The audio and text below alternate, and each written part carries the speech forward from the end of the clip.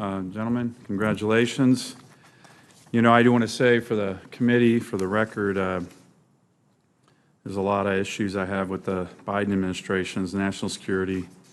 President putting forward a weak defense budgets, unilaterally disarming one of our great comparative advantages against Russia and China, which is American energy.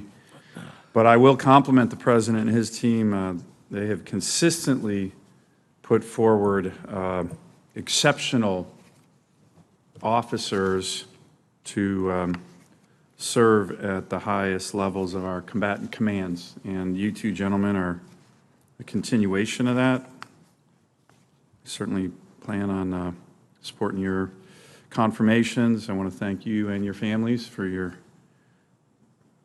years of dedicated service. So again, I commend the White House on that. Very important, and we keep getting really strong nominees for these very important positions. General Fenton, I wanted to talk a little bit about the Arctic. As you can imagine, the Army just stood up the 11th Airborne Division. So we now have 2 airborne divisions in the U.S. Army. One is in Alaska. But I will also say that when you look at great power competition, future sources of conflict, China, Russia, North Korea, one thing they all have in common is the potential for serious combat in serious, extreme cold weather, Arctic, mountainous environments.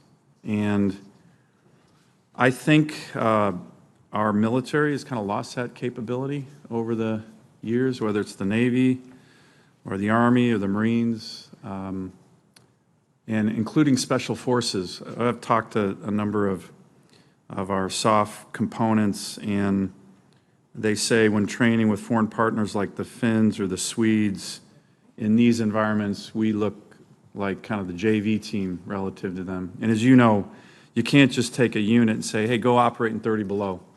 It takes years of training. So can you talk to me about this issue, preparedness as it relates to great power competition, but soft operating in the Arctic, in mountainous terrain, in severe cold weather? You know, my state has great training for that. I think we need to do more of it, and I think our forces need to be ready for it. And I don't think we are across the board. What do you think, General? Senator, I first appreciate the discussion we had in your office the other day about this very issue. And it made me reflect on the time I had at Indo-PACOM, where we were beginning as a team in the Army and certainly at the Indo-PACOM greater level to focus and to examine the Arctic from its strategic importance, but more, as you've just pointed out, what does it mean to resource, man, train, and equip for that? In my current position, and I've been away from Indo-PACOM and that team for some time, I'm not I don't have all the visibility in where they've made great strides, but I knew what was on their minds in terms of mobility, survivability, and certainly conduct of missions in that very harsh environment.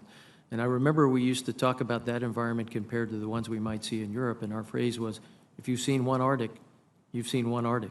And the understanding of each of those through its very tactile feel, I think, similar to what we've seen in our experience in deserts and jungles.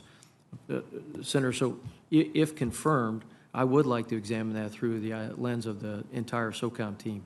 This challenge of China, Russia, global, CT, Arctic, all demand a resourcing, equipping, training, and frankly, expeditionary strategy that would address that. But I don't know that I'm fully informed, Senator, to comment on whether we are doing it well right now or not. My sense is we can always get better. I'll put it that way. Great, thank you.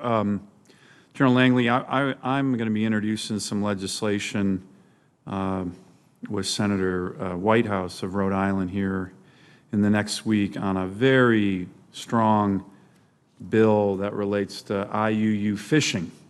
Now, I know that doesn't sound like a core competency of the Marine Corps or AFRICOM, but as you know, in that region and your AOR for AFRICOM, this issue of maritime law enforcement program has been something we partnered with the countries in that region.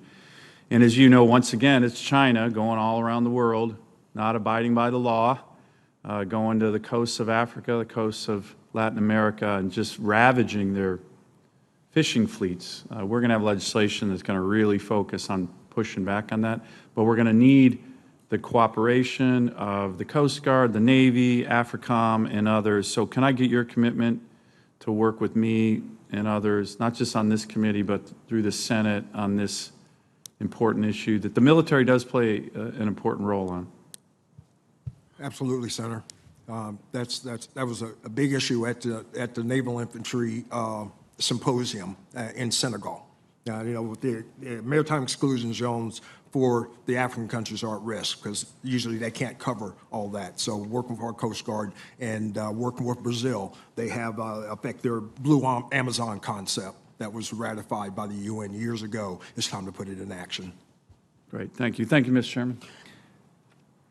General Fenton, I want to dig in a little deeper on what Senator Hawley just discussed and you and I discussed in my office, because I think it's important to talk about it a little bit more in depth and in public.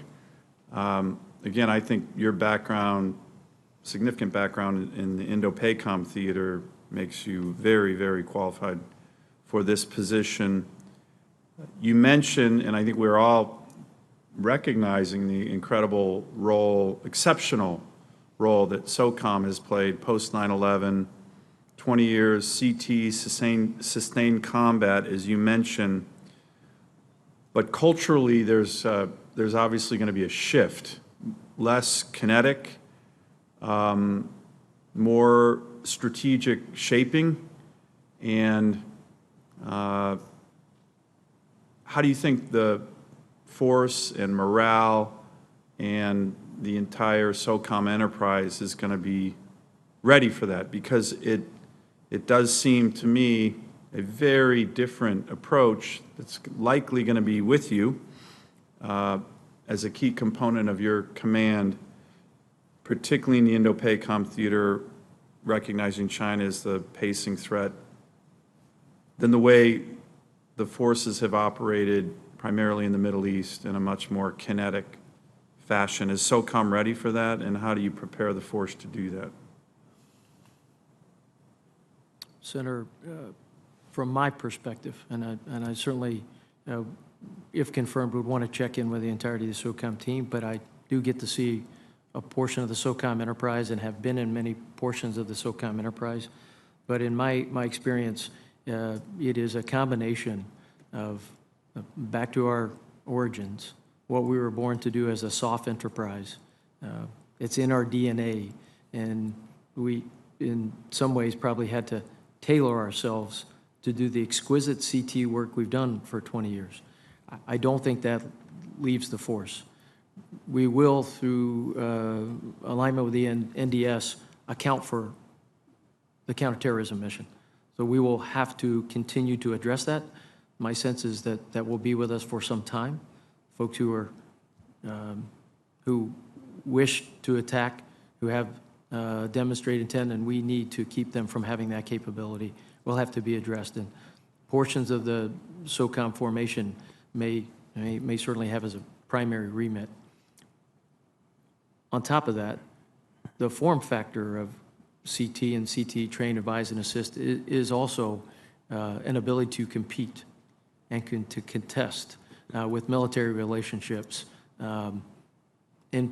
with partners and allies, building them and building that trust, showing the Special Ops Force as a force of choice, along with the U.S. military as a force of choice.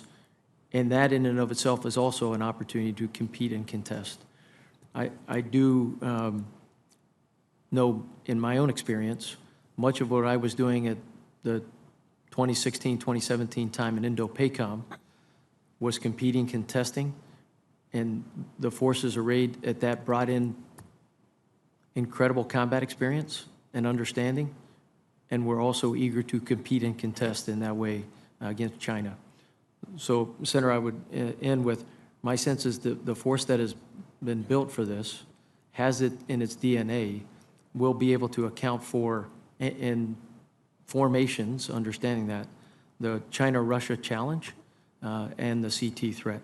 And in many ways, I think I will say personally, as a special operations member for 30-plus years, we welcome that challenge.